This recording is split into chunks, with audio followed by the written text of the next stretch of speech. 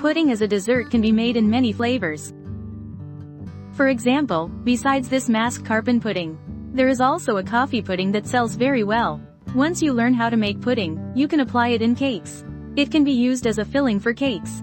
It can also be used on cake rolls for decoration. And to enhance the flavor, we previously made a very popular pudding cake roll. It uses this particular pudding. Today, I will share the recipe with you. Its texture is a very rich milk aroma. Overall, it's somewhat like eating cheesecake, but it's even more tender than cheesecake. Moreover, pudding can be steamed or baked, right?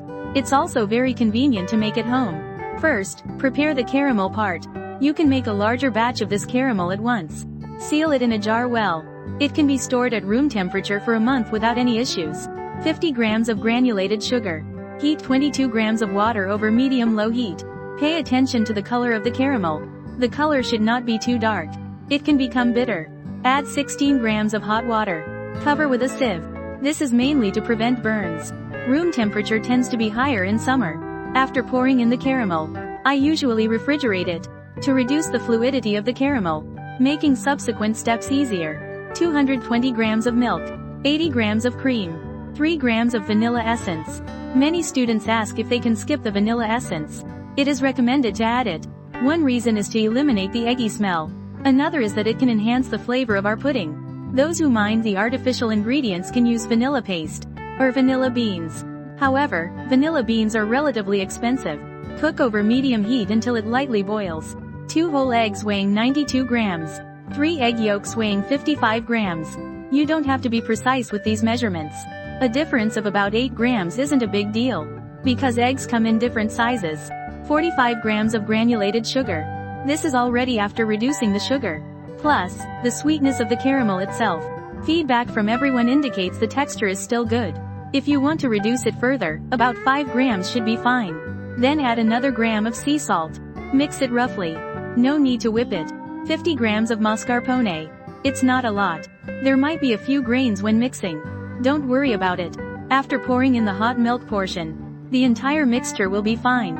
As for this hot milk portion, the temperature shouldn't be too high either. Bell 1 St. Why cook them in advance? Bell 1 St. In the process of making the egg mixture. This is to create a cooling process. This way, even if you accidentally cook at a high temperature, you don't have to worry about ending up with a bowl of egg drop soup, right? It needs to be sifted before use. The amount I'm pouring in this recipe, you can make 4 cups. The capacity is 150 milliliters. The oven I used today is the Chandi Mao Xiaoyi Pro. Baked at 160 degrees with both top and bottom heat for 60 minutes. Here is an important point. It's about the baking of the pudding.